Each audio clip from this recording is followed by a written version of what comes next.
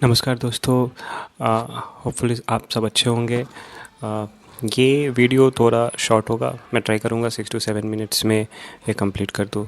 Again ये NPS से related है। आपको पता होगा रिसेंटली एनपीएस में एक नया मेथड, पेमेंट मेथड इंट्रोड्यूस हुआ है, जिसको वर्चुअल अकाउंट या डीरिमिट कहते हैं, right. So deremit is nothing but आपका जो बैंक है उससे आप लिंक कर सकते हैं एज अ बेनिफिशरी।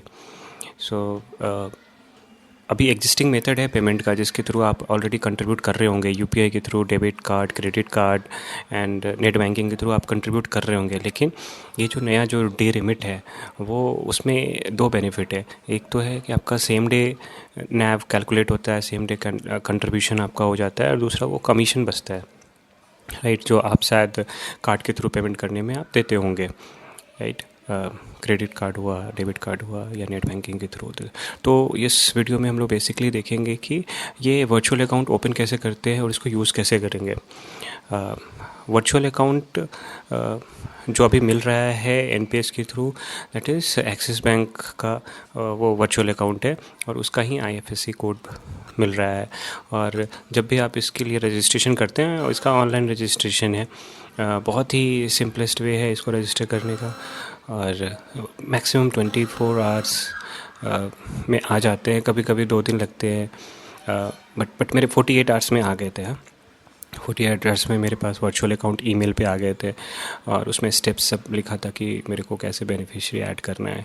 वो नॉर्मल जो आज हम लोग प्रोसेस फॉलो करते हैं बेनिफिशियरी ऐड करने का अपने बैंक अकाउंट के, सेम प्रोसेस है। और सबसे अच्छी बात है, ये दोनों टीयर के लिए, टीयर 1 के लिए और टीयर 2 के लिए आप इधर भी कर सकते हैं। मतलब या तो सिर्फ टीयर 1 का कर सकते हैं, या तो सिर्फ टीयर 2 का भी कर सकते हैं।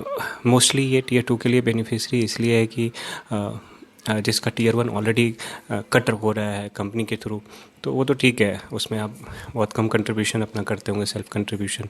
बट टीयर 2 का जो कंट्रीब्यूशन है, ठीक है, उसमें तो आप ही को ही करना है कंट्रीब्यूशन, राइट। तो उसमें ये जो नया पेमेंट मेथड है एनईएफटी के थ्रू वर्चुअल अकाउंट क्रिएट करना, एनईएफटी के थ्रू ट्रांसफ़र करना, ये बहुत ही अच्छा मेथड है, ठीक है। आप एक बार ट्राई कर सकते हैं इसे। तो आज मैं इसी दोनों टीयर 1 और टीयर 2 का मैं स्टेप्स बता दूंगा कि वर्चुअल अकाउंट क्रिएट कैसे करते हैं। ये बेसिक इन्फॉर्मेशन है, आप वीडियो रोक के आप इसको रीड कर सकते हैं। इसमें 2 सेक्शन है basically, section A and section B. Section B में आप how to create this virtual account, ठीक है, तो उसके स्टेप्स है। सेक्शन बी में आप बेनिफिशियरी कैसे ऐड करेंगे, जो आप जानते होंगे अपने बैंक अकाउंट में बेनिफिशियरी कैसे ऐड करें। आपको कुछ एक इन्फॉर्मेशन चाहिए होते हैं, account number, name, beneficiary name और आईएफएससी कोड, राइट। आप उसके थ्रू बेनिफिशियरी आप अपने क्रिएट कर सकते हैं। सेम मेथड इसका है, जैसे ही आपके पास अकाउंट नंबर आएगा, आईएफएससी कोड आएगा, आप उसे ऐड कीजिए और वो आपके एनपीएस से मैप हो गया। नेक्स्ट जो हम लोग कुछ एक स्क्रीनशॉट देखेंगे, उसमें आपको आइडिया हो जाएगा कि रजिस्ट्रेशन प्रोसेस एक्चुअल में कितना इजी है, ठीक है। आपको ये लिंक जो है ईएनपीएस की साइट है, उसको एक्सेस करना है। इसमें नेशनल पेंशन सिस्टम का एक ऑप्शन है, उस पर क्लिक कीजिए। उसमें सबसे नीचे देखिए एक ग्रीन के ऊपर get same day NAV, right, register for deremit. So इस पर आपको क्लिक करना है, ठीक है। जैसे ही आप इस पर क्लिक करते हैं, आपको बेसिक इन्फॉर्मेशन देना है, आपका पैन क्या है, डेट ऑफ बर्थ, एसएमएस के थ्रू आपका ओटीपी लेना चाहते हैं या ईमेल के थ्रू, ये बेसिक इन्फॉर्मेशन आप दीजिए। और जो नेक्स्ट स्क्रीन आएगा उसमें आपसे पूछेंगे वो कि आपको टीयर 2 का करना है या टीयर 1 का करना है, या दोनों का एक साथ ही करना है। तो आपको जैसा लगता है आप उसे सेलेक्ट कीजिए और आगे बढ़िए, राइट। नेक्स्ट स्क्रीन जो आएगा आपका, वो एक्नॉलेजमेंट कहीं रहेगा। अगर आप बोथ सेलेक्ट किए तो आपको दोनों का एक्नॉलेजमेंट एक साथ मिल जाएगा, राइट। इसके बाद आपके पास एक ईमेल आएगा, confirmation email, may be 48 hours में वो आ जाएगा मैक्सिमम। कन्फर्मेशन ईमेल में आपका वर्चुअल अकाउंट डिटेल्स रहेगा। टीयर 1 और टीयर 2 दोनों के लिए ओपन करते हैं तो दोनों का आ जाएगा आपके पास। अकाउंट नंबर डिटेल्स रहेगा, आईएफएससी कोड रहेगा, बैंक डिटेल्स रहेगा। बस ये बेसिक इन्फॉर्मेशन आपको अपने पास रखना है और एज ए बेनिफिशियरी अपने बैंक में ऐड करना है। अब सपोज़ मैंने बेनिफिशियरी अपना ऐड कर लिया, सो अगर मैं 8 AM मॉर्निंग के पहले अगर मैं NEFT के थ्रू इसमें अपने NPS में ट्रांसफ़र कर रहा हूँ, सपोज़ टियर 2 में मैं ट्रांसफ़र कर रहा हूँ बेनिफिशियरी के थ्रू, राइट, तो सेम डे का नैब एप्लीकेबल होगा, वो सेम डे मेरा कंट्रीब्यूट हो गया मेरे NPS अकाउंट में, राइट। ये बहुत अच्छा बेनिफिट है। क्रेडिट कार्ड वाले का जो पहले मैं यूज़ करता था या आप लोग यूज़ करते थे, तो उसमें ये बेनिफिट नहीं था। इसमें सेम डे नैब का बेनिफिट है, राइट। और जब भी आप ये कर लेंगे, मैं आपको कुछ एक और स्क्रीनशॉट दिखाता हूँ, राइट, कि क्या बेनिफिट हो सकता है।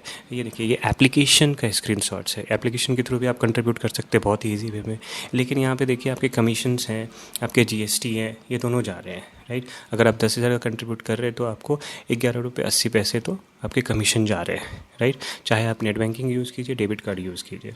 क्रेडिट कार्ड में तो आपको और भी ज़्यादा जाते हैं, राइट। उसमें 0.75 तो आपका ट्रांजेक्शन अमाउंट के हैं, प्लस उस पर 18% GST, राइट। तो इसमें आप क्रेडिट कार्ड का अगर आप देखें तो 10,000 पे 10,100 आपके कट होंगे अकाउंट से, लेकिन आपका जो कंट्रीब्यूशन रहेगा वो तो थोड़ा डिले होगा और प्लस 10,000 का ही होगा, जबकि आपके अकाउंट से कटे 10,100 क्रेडिट कार्ड के थ्रू, अप्रॉक्स में बता रहा हूँ, राइट।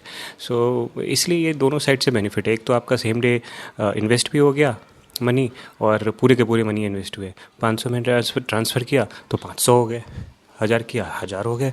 तो ये एक अच्छा बेनिफिट है, आप ट्राई कीजिए। आपको कुछ भी क्वेरी हो, कोई भी क्वेरी हो मुझे बताएं, ठीक है, कमेंट बॉक्स में लिखे, मैं ट्राई करूँगा उसको एज सुन एज रिस्पॉन्स देने का। Thank you for watching.